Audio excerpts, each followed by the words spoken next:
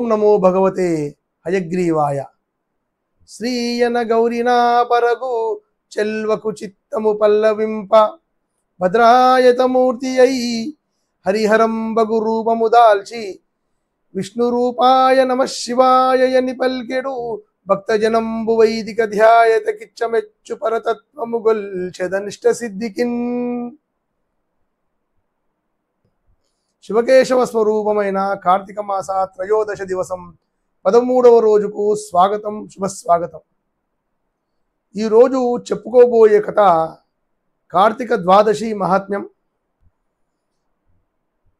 వశిష్ఠ మహర్షి జనక మహారాజుతో చెప్తున్నాడు, ఓ రాజా, కార్తిక్యామిందువారస్య మాహాత్మ్యం శృణు భూపతే. తస్మాత్ శతగుణం తస్మిన్ వ్రతం సౌరీ త్రయోదశి సహస్రగుణితం తస్మాత్ కార్తికే మాసి పౌర్ణిమా. తస్యా లక్షగుణం ప్రోక్తం మాసస్య ప్రతిపద్దినం. తస్మాత్ కోటిగుణం రాజన్ అంతిమైకాదశీం విదుః. తస్మాదనంతగుణితం కార్తికే ద్వాదశీ దినం. ఓ రాజా, కార్తీక మాసంలో సోమవార మాహాత్మ్యం విను.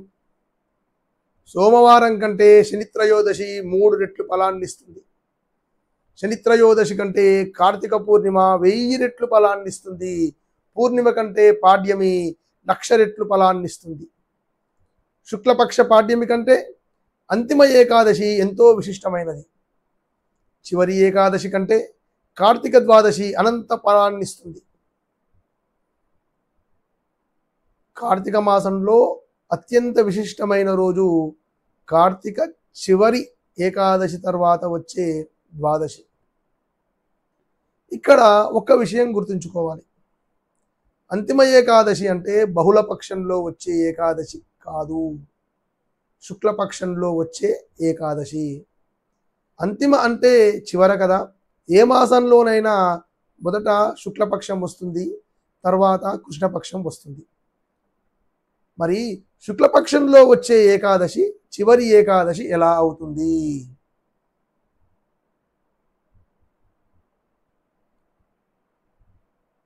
మనం దక్షిణ భారతదేశంలో ఉండేవాళ్ళం, వింధ్య పర్వతానికి దిగువన ఉండేవాళ్ళం. మాసాలను లెక్కపెట్టే విధానం వేరు. ఉత్తర భారతదేశంలో ఉండేవారు మాసాలను లెక్కపెట్టే విధానం వేరు. మన నెల చైత్రం, వైశాఖం లాంటి తెలుగు నెలలు అమావాస్యతో ముగుస్తాయి. అమావాస్య తర్వాతి పాడ్యమి నుండి కొత్త నెల మొదలవుతుంది. మనవి అమావాస్యతో ముగిసే మాసాలు కాబట్టి అమావాస్యాంత మాసాలు అంటారు. ఉత్తర భారతదేశంలో పూర్ణిమాంత మాసాలు ఉంటాయి. అంటే వారి మాసం పూర్ణిమతో మొదలవుతుంది. పూర్ణిమ తర్వాత వచ్చే పాడ్యమి నుండి కొత్త మాసం. మనకు వారికి 15 రోజులు తేడా.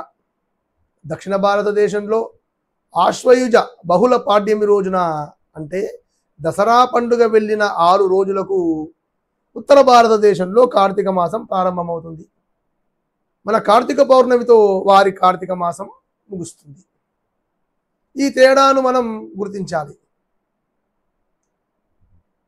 ఈ పురాణాలన్నీ వ్యాసుడు రాశాడు కాబట్టి ఉత్తర భారతదేశ సాంప్రదాయాన్ని అనుసరించి ఉంటాయి. వాటిలో కార్తీక అంతిమ ఏకాదశి అంటే శుక్లపక్ష ఏకాదశి అని అర్థం. ఇక ఆ కథలోకి ప్రవేశిస్తే వశిష్ఠుల వారు చెప్తున్నారు, ఓ రాజా, భజనలు చేస్తూ కీర్తనలు పాడుతూ పురాణాలు వింటూ జాగారం చేస్తే పాపాలు నశించి కృష్ణలోకం చేరుతారు. ఇక్కడ వ్యాస మహర్షి ఎలా జాగారం చేయాలో వివరిస్తున్నారు. కీర్తనలు పాడుతూ పురాణాలు వింటూ భజనలు చేస్తూ జాగారం చేయాలి. కార్తీక మాసంలో ఏకాదశి నాడు ఉపవాసం చేసి ద్వాదశి నాడు బ్రాహ్మణులతో కూడా పాలన చేసేవాడు సాయుధ్య ముక్తిని పొందుతాడు. కార్తీక మాసంలో శుద్ధ ద్వాదశి నాడు అన్నదానం చేస్తే సమస్త సంపదలు వృద్ధి పొందుతాయి. ఓ రాజా విను, సూర్యగ్రహణ కాలంలో గోదావరి తీరంలో 1,00,00,000 మంది బ్రాహ్మణులకు భోజనం పెట్టిన పుణ్యం కార్తీక ద్వాదశి నాడు ఒక్క బ్రాహ్మణునికి భోజనం పెడితే లభిస్తుంది. 1000 గ్రహణాలు, 10,000 వ్యతిపాత యోగాలు, 1,00,000 అమావాస్యలు కలిసి ఒక్క ద్వాదశ మాసానికి సమానం కావు. వీటిలో మనకు గ్రహణాలు తెలుసు, అమావాస్యలు తెలుసు, వ్యతిపాత యోగాలు తెలియవు. తిథి, వారము, నక్షత్రము, యోగము, కరణము ఈ 5ంటితో కూడిందే పంచాంగం. మనం సంకల్పం చెప్పుకునేటప్పుడు ఈ 5ంటిని స్మరించుకుంటాం. కానీ వీటిలో యోగం గురించి సాధారణ ప్రజానీకానికి తెలియదు.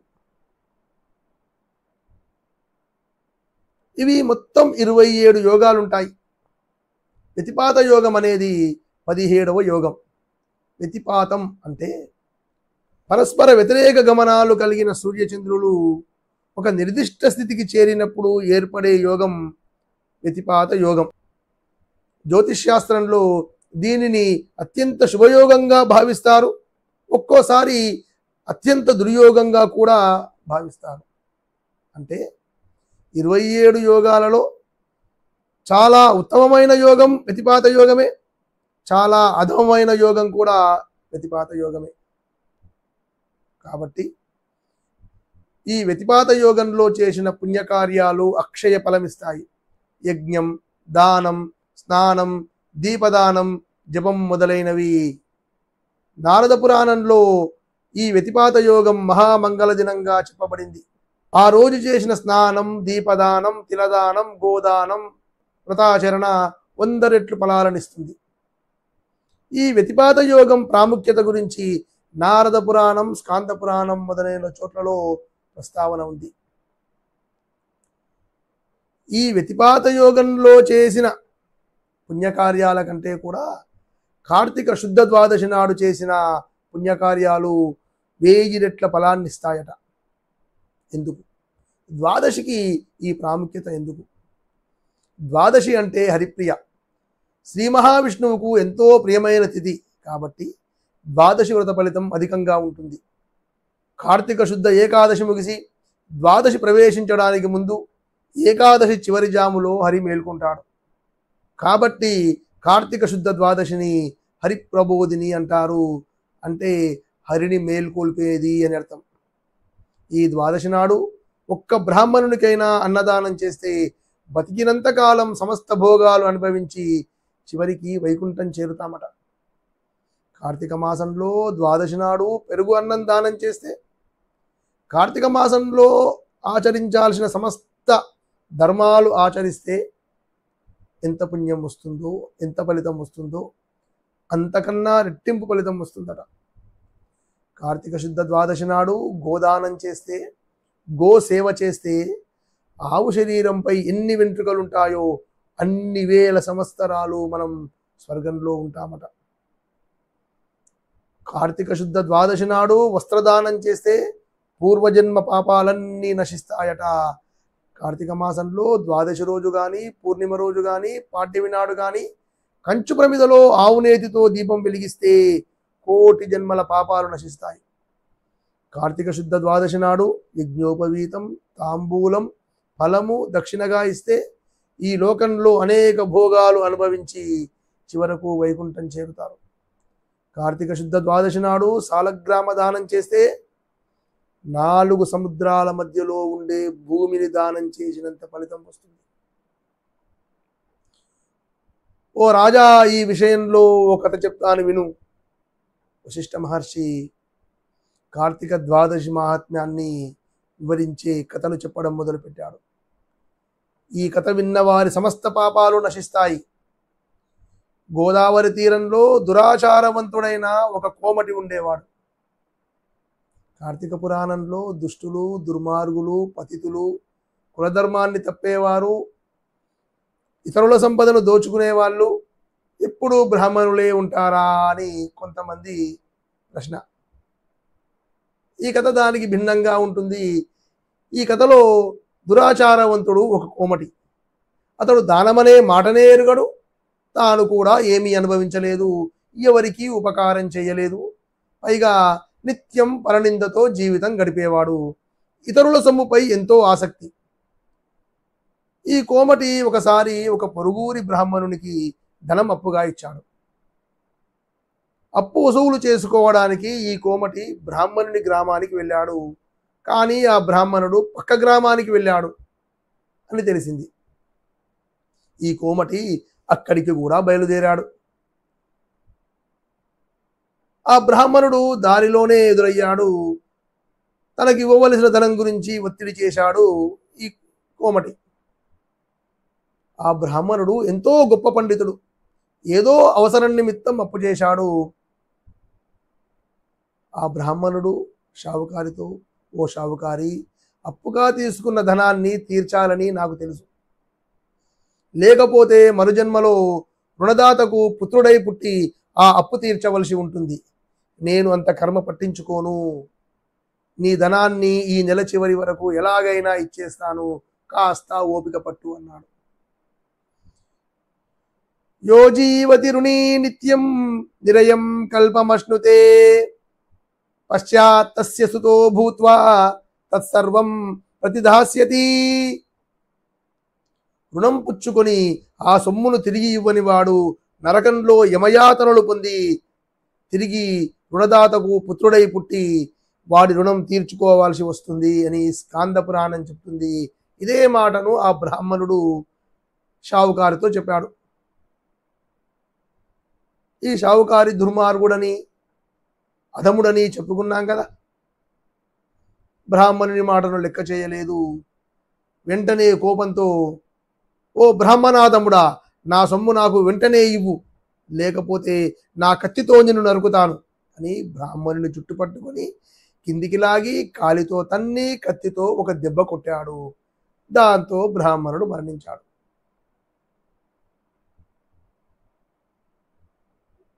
ఈ సావుకారు బ్రహ్మహత్యా దోషానికి భయపడడం లేదు.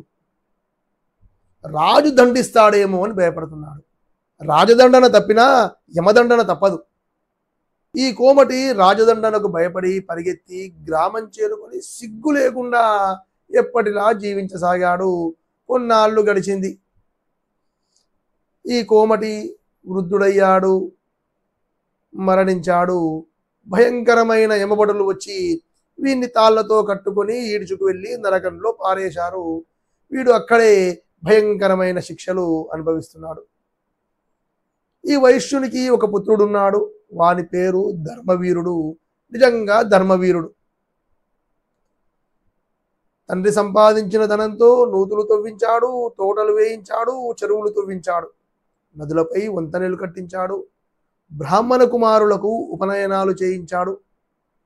వివాహం చేసే స్తోమత లేని బ్రాహ్మణుల కుమార్తెలకు వివాహాలు చేయిస్తూ, యజ్ఞాలు చేయిస్తూ నిత్యం బ్రాహ్మణులకు అన్నదానం చేస్తున్నాడు. అన్ని జాతుల వారి ఆకలి తీరుస్తూ ధర్మంగా జీవిస్తున్నాడు. ఇంతటి ధర్మాత్ముడు. గరికపాటి వారు ఒక మాట అంటారు, బురదలోంచి పువ్వు పుడుతుంది, పువ్వులోంచి పురుగు పుడుతుంది. ఉత్తముని కడుపున ఉత్తముడే జన్మించాలనే నియమం లేదు. అలాంటి దుష్టుడైన, పిసినారి అయిన, దుర్మార్గుడైన వైశ్యునికి ఇలాంటి ఉత్తముడైన కుమారుడు. మనం ధర్మంగా జీవిస్తే మనను భగవంతుడు మెచ్చుకుంటాడట. ఈ లోకంలో ఇంటి పక్కవారు, ఇంటి వెనకవారు, స్నేహితులు, బంధువులు, వీరి మెప్పు కోసం మనం ప్రాకులాడాల్సిన అవసరం లేదు. మనం చేసే ధర్మం, మనం చేసే న్యాయం, మనం చేసే పనులు సక్రమమైనవైతే, ధర్మంగా ఉన్నవైతే, నీతితో కూడినవైతే మనను భగవంతుడు మెచ్చుతాడు. దానికి ప్రతీకగా ఈ ధర్మవీరుని దగ్గరికి ఒకసారి నారద మహర్షి వచ్చాడు. నాట్యం చేస్తూ వచ్చాడు, ఆనందంగా వచ్చాడు. భగవంతుణ్ణి దర్శించుకోవడం మానవునికి ఎంతైతే ఇష్టమో, సదాచారవంతుణ్ణి చూడడానికి భగవంతునికి, దేవర్షులకు అంతే ఇష్టం. నారద మహర్షిని చూసిన ధర్మవీరుడు ఆనందంగా ఎదురేగి దండ ప్రణామం చేశాడు. నారదుడు ధర్మవీరుని ప్రేమగా కౌగిలించుకున్నాడు. దీని అర్థం, నాయనా నీవు ధర్మాత్ముడివి, నీ స్థానం నా పాదాల దగ్గర కాదు, నీవు నా ఎదలోనే కాదు శ్రీమన్నారాయణుని ఎదలో కూడా, ఆయన హృదయంలో కూడా ఉన్నావు. ఆయన యోగి వృద్ధ్యానగమ్యం, ఆయన యోగుల మనసుల్లో మంచివారి మనసుల్లో ఉంటారు, ఆయన మనసులో కూడా మంచివారే ఉంటారు.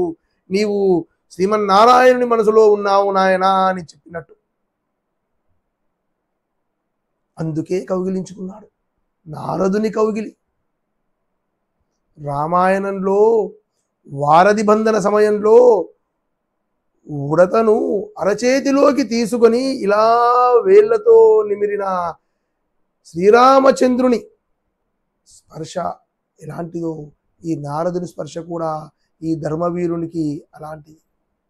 ధర్మవీరుడు నారదుని ఆహ్వానించి పూజలు చేశాడు. ధర్మవీరుడు నారదునితో ఇలా అంటున్నాడు, ఓ మహర్షి, పూర్వజన్మ పుణ్యం వల్ల మీరు నాకు దర్శనమిచ్చారు, నేను మీకు దాసుణ్ణి, నేను ఏం చేయాలో చెప్పండి, ఆ పని తప్పకుండా చేస్తాను అని మనవి చేసుకున్నాడు. అహంకారాలు మంచి ఉంటాయి, చెడ్డ ఉంటాయి. తామసాహంకారాలు, రాజసాహంకారాలు, సాత్విక అహంకారాలు. ఈ ధర్మవీరునిలో ఒక సాత్వికమైన అహంకారం బయలుదేరింది. అందుకే ఏమడిగితే మీరు ఏమి ఆదేశిస్తే అది చేస్తా అని మాట ఇచ్చాడు. చూద్దాం ఏం చేస్తాడో. దానికి నారదుడు, ఓ ధర్మవీరా, నా మాటలు జాగ్రత్తగా విను. కార్తీక ద్వాదశి శ్రీ మహావిష్ణువుకు అత్యంత ప్రియమైన రోజు కాబట్టి ఆ రోజు చేసిన స్నానం, దానం అనంతమైన ఫలితాలను ఇస్తాయి.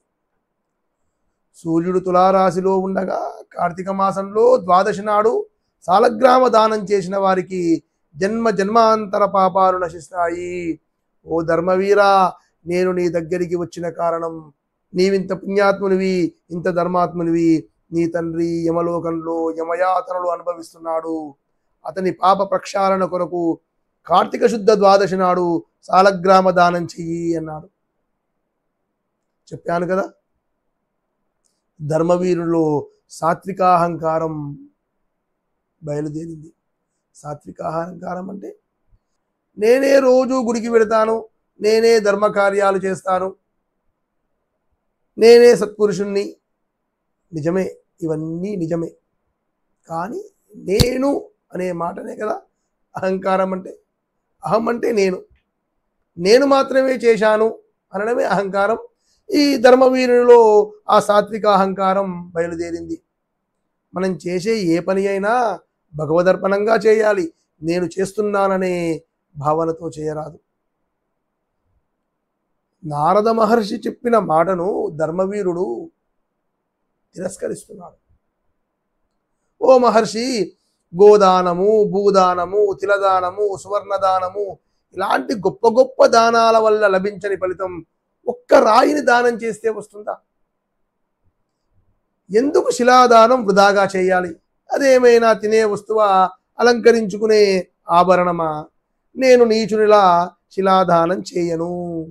నారద మహర్షి మాటను తిరస్కరించిన వాళ్ళు పురాణాలలో అరుదుగా కనిపిస్తారు.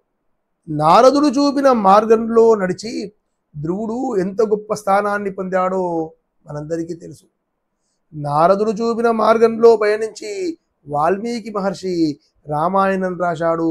అది సూర్య చంద్ర నక్షత్రాలు, నదులు, వృక్షాలు, పర్వతాలు ఉన్నంత వరకు భూమిపై ఉండే కావ్యం. నారద మహర్షి లాంటి సద్గురువు ఆదేశాన్ని పాటిస్తే కలిగే ఫలితం అది. మరి ధర్మవీరుడు నారద మహర్షి మాట వినలేదు. నారదుడు నవ్వుకుని వెళ్ళిపోయాడు. ఓహో, సాత్విక అహంకారం ఎంత పని చేస్తుంది! నీవు అధోగతికి పడిపోయినప్పుడు ఆ సాలగ్రామ విలువ తెలుస్తుంది అనుకుని వెళ్ళిపోయాడు. ఈ ధర్మవీరుడు సాలగ్రామ దానం చేయలేదు, తాను చేసే పుణ్యకార్యాలు ఆపలేదు. బావులు తవ్విస్తున్నాడు, చెరువులు తవ్విస్తున్నాడు, కార్తీక మాసంలో అన్నదానం చేస్తున్నాడు. ఈ అధ్యాయం ప్రారంభంలో చెప్పిన ప్రతి ధర్మ కార్యాన్ని చేశాడు. కొంతకాలానికి ధర్మవీరుడు కూడా వృద్ధుడై మరణించాడు. ఇన్ని పుణ్యాలు చేసిన వాడు మహాత్ముల మాట వినని దోషం, సాలగ్రామ దానం చెయ్యని దోషం ఇతన్ని నరకం పాలు చేసింది. నరకంలో అనుభవించాల్సిన శిక్షలన్నీ అనుభవించిన తర్వాత 3 సార్లు వ్యాఘ్రమై జన్మించాడు, పెద్ద పులిలా జన్మించాడు. తర్వాత 6 సార్లు వృషభంలా జన్మించాడు. ఆ తర్వాత 10 సార్లు స్త్రీగా జన్మించాడు. జన్మించిన ప్రతిసారి ప్రతి జన్మలోనూ వివాహమైన కొద్ది రోజులకే భర్తను కోల్పోయి వైధవ్యాన్ని అనుభవించాడు అనాలా, అనుభవించింది అనాలా? ఆత్మకు లింగభేదం లేదు. 11వసారి ఒక సద్బ్రాహ్మణునికి కూతురుగా జన్మించాడు. వివాహమైన వెంటనే పెళ్లి పందిట్లోనే భర్త వియోగం జరిగింది.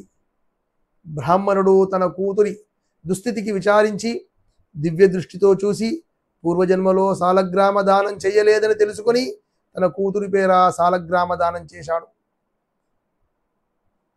వెంటనే పెళ్లి పందిట్లోనే విగత జీవుడై పడి ఉన్న అల్లుడు మేల్కొన్నాడు. తర్వాత చిరకాలం సుఖంగా ఉండి మరణించిన తర్వాత స్వర్గం వెళ్ళి కొన్నాళ్లకు బ్రాహ్మణుడుగా జన్మించాడు ఈ ధర్మవీరుడు. ఈ జన్మలో ప్రతి సంవత్సరం కార్తీక సోమవారం సాలగ్రామ దానం చేసి మోక్షం పొందాడు.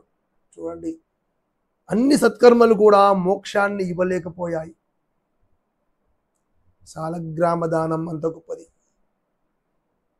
అంతేకాదు, నరకకూపంలో పడి కొట్టుకుంటున్న ఈ ధర్మవీరుని తండ్రి ఆ పిసినారి కోమటి కూడా ఉద్ధరించబడి పుణ్యలోకాలు చేరుకున్నాడు. తినే వస్తువా, మెడలో ధరించే ఆభరణమా? ఇది జీవితానికే ఆభరణం. మనం జీవితంలో చేసిన పుణ్యాలన్నీ ఒక స్త్రీ రూపం ధరిస్తే ఆ స్త్రీ మెడలో వెలిగే అమూల్యమైన హారమే ఈ సాలగ్రామం. వశిష్ఠుడు చెప్తున్నాడు, ఓ జనక మహారాజా, ఇది సాలగ్రామ దాన మహిమ, ఇందులో ఎలాంటి సందేహం లేదు. కోటాను కోట్ల జన్మలలో చేసిన పాపాలు కూడా కార్తీక శుద్ధ ఏకాదశి నాడు ఉపవాసం చేసి ద్వాదశి నాడు సాలగ్రామ దానం చేస్తే నశిస్తాయి. ఇది నిజం. కాబట్టి ఓ జనక మహారాజా, సాలగ్రామ దానం చెయ్యి అని బోధించాడు వశిష్ఠుడు. ఇది కార్తీక మహాత్మ్యం, కార్తీక పురాణంలోని 12వ అధ్యాయం. ఇది స్కాంద పురాణే వైష్ణవ ఖండే కార్తీక మహాత్మ్యే ద్వాదశోధ్యాయ సమాప్త. ఇక రేపు కార్తీక శుద్ధ త్రయోదశి. కార్తీక మాసంలో ప్రతిరోజులాగే స్నానం, దానం, దీపం, ఉదయమే కార్తీక దామోదరుని అర్చన, సాయంకాలం రుద్రాభిషేకం, రుద్రుని అర్చన కొనసాగుతూనే ఉండాలి. వాటితో పాటు ఈరోజు విశేషంగా చేయాల్సిన పని, బ్రాహ్మణునికి సమర్పించే స్వయం పాకంలో ములక్కాడలు, బెండకాయలు, కాకరకాయలు లాంటివి ఉండేలా చూసుకోవాలి. స్వయం పాకంలో రోజు ఇచ్చే మామూలు విస్తరాకులకు బదులు ఈరోజు బ్రహ్మపత్రాలు, మోదుగాకులతో కుట్టిన విస్తళ్ళు ఇవ్వాలట. ఇది చాలా విశేషమైన ఫలితాన్ని ఇస్తుంది. ఈరోజు కార్తీక శుద్ధ త్రయోదశి నాడు మినుములు దానం చేస్తే పౌరుషవంతులైన సత్పుత్రులు కలుగుతారు, వంశం అభివృద్ధి చెందుతుంది. తనకు సంతానం కావాలనుకున్నా, తన సంతానం ఉత్తములు కావాలనుకున్నా, తన పిల్లలకు పిల్లల పిల్లలకు ఉత్తమమైన సంతానం లభించాలన్నా, పౌరుషవంతులైన సంతానం లభించాలన్నా ఈ కార్తీక శుద్ధ త్రయోదశి నాడు బ్రాహ్మణునికి మినుములు దానం చేయాలి. ఇలా మినుములు దానం చేస్తే, మోదుగాకులను స్వయం పాకంలో దానం చేస్తే త్రివిధ దోషాలు నశిస్తాయట. ఈ నియమాలు పాటిస్తూ రేపటి రోజు అందించే ఫలాలను, కార్తీక శుద్ధ త్రయోదశి అందించే ఫలాలను సంపూర్ణంగా అందుకోవాలని ఆశిస్తూ స్వస్తి.